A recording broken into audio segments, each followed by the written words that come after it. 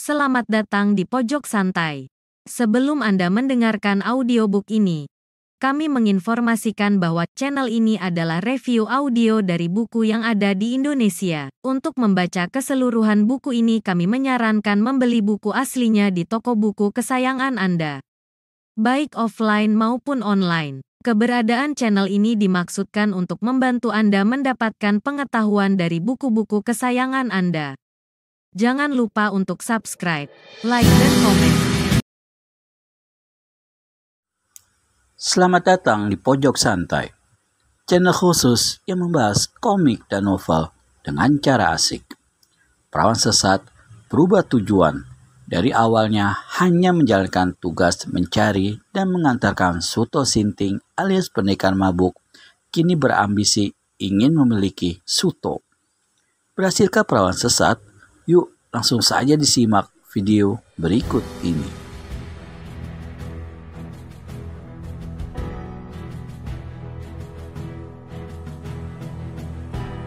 Itu urusanku, Rukmi, jawab Maharani menunjukkan jawaban perawan sesat tadi. Kini ia maju 2 langkah, berada lebih depan dari Putri Alam Baka. Rupanya ia ambil alih sendiri perkara itu, sehingga Putri Alam Baka mundur 1 tindak. Perawan sesat, geramnya dengan mata menyipit tajam.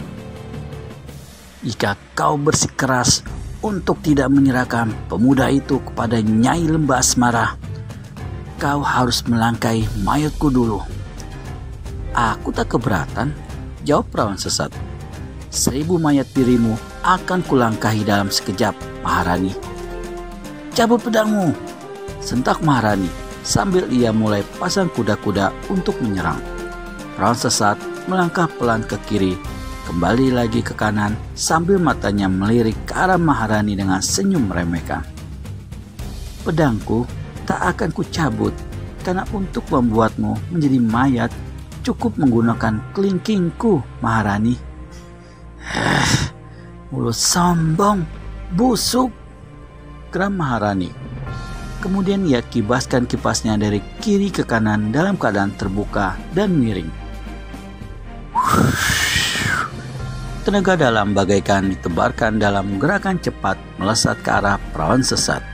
Dengan lincah, perempuan berambut acak-acakan itu sentakkan ujung jempol kakinya ke tanah, dan tubuhnya melesat naik ke atas sambil ia sentakkan pula tangan kirinya ke depan. Tenaga dalam dari kipas mengenai tempat kosong. Sementara itu, tenaga dalam dari tangan perawan sesat mengempas ke wajah perempuan berkepang 2. Dengan gerakan cepat, Maharani menutup wajah dengan cara bentengkan kipasnya di depan mata. Pukulan tenaga dalam perawan sesat bagai menghantam lereng sebuah gunung. Hempasannya membalik ke arah perawan sesat, tapi ketika itu perawan sesat sudah pijakan kakinya ke tanah, sehingga yang menjadi sasaran adalah dahan pohon yang segera retak dan jatuh berdebum dalam jarak 2 langkah dari tempat duduk pendekar mabuk. Hah? Suto tersentak kaget, namun tak ada kata yang keluar dari mulut Suto selain cegukan. Di dalam hatinya, Suto berkata, "Kurasa perawan sesat akan tumbang di tangan salah satu dari kedua perempuan lawannya itu. Bila perawan sesat tak mampu menghadapi 2 lawannya, bisa-bisa aku tak jadi ditemukan dengan dia Seriningrum. Tapi, haruskah aku ikut campur tangan dalam urusan mereka? Atau sebaliknya ya, aku tinggal pergi saja."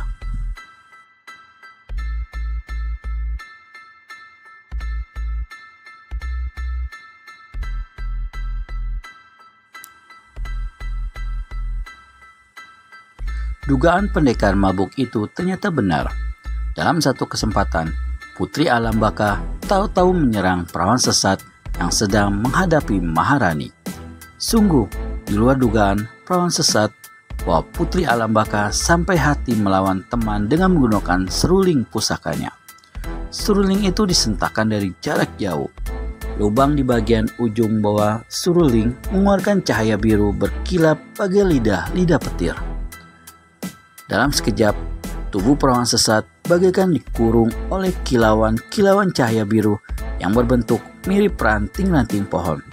Perawan sesat terjerat, tubuhnya mengeras dan akhirnya jatuh berdebum ke tanah. Ketika kilatan cahaya biru itu berhenti mengelilingi tubuhnya, perawan sesat berusaha bangkit dalam keadaan mulut berdarah dan kulit mengelupas kecil-kecil. Habiskan saja dia, Maharani, perintah Putri Alambaka. Maka perempuan berbaju merah itu menutupkan kipasnya dan menebaskan kipas itu ke depan. Cahaya merah menyembur bagai semburan dari dasar gunung berapi. Bukan tak mungkin tubuh perawan sesat akan terbakar habis oleh jurus maut itu.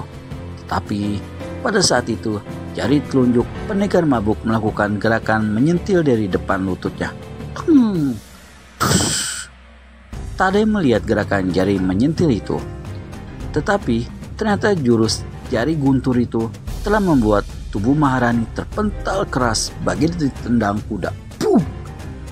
Mulutnya sampai memperdengarkan suara dan tubuhnya segera melayang ke belakang, jatuh dalam jarak 3 langkah di samping perawan sesat.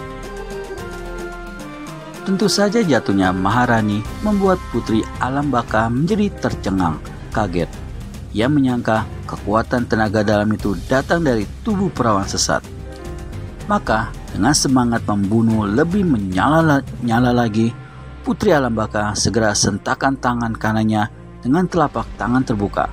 Ia bagai mendorong sesuatu dari samping ke depan dengan keras. Ya! Pukulan jarak jauh itu akan menghancurkan kepala perawan sesat yang sudah tak berdaya itu. Tetapi Suto segera melakukan gerakan kecil. Jempol tangannya dirapatkan dengan jari telunjuk.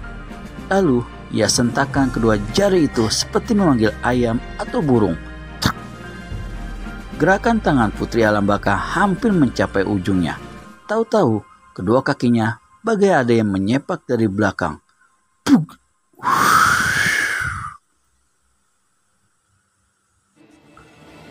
Kedua kaki itu terangkat kuat-kuat. Tubuh Putri Alambaka terpelanting jatuh. Pukulan pamungkasnya tidak jadi dilancarkan. Tetapi pada saat itu Suto menangkap kelebatan sosok tubuh yang menyambar perawan sesat. Cepat sekali gerakannya.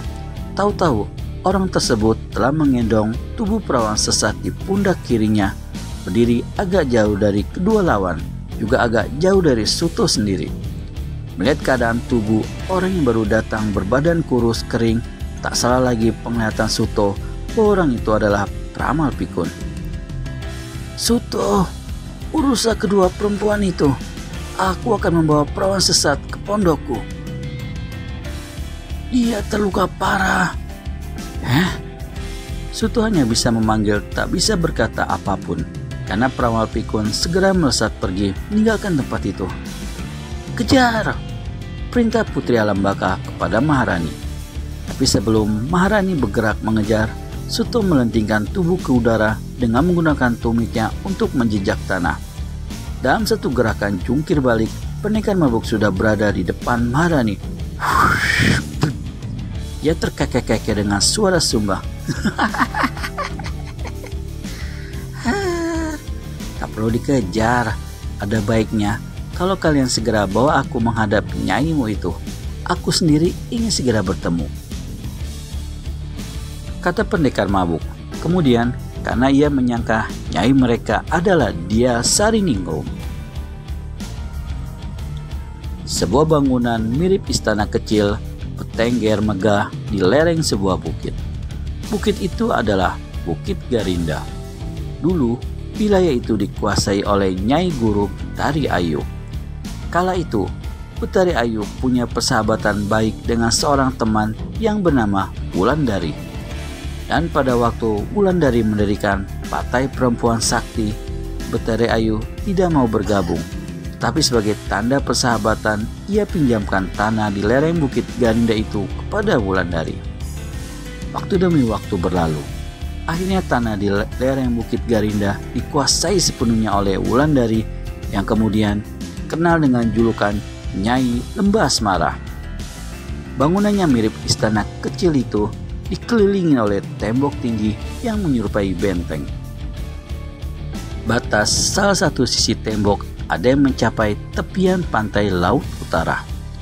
Bangunan itu berkesan megah, mempunyai pintu gerbang yang jaraknya lebih dari 100 langkah dari pusat bangunannya sendiri.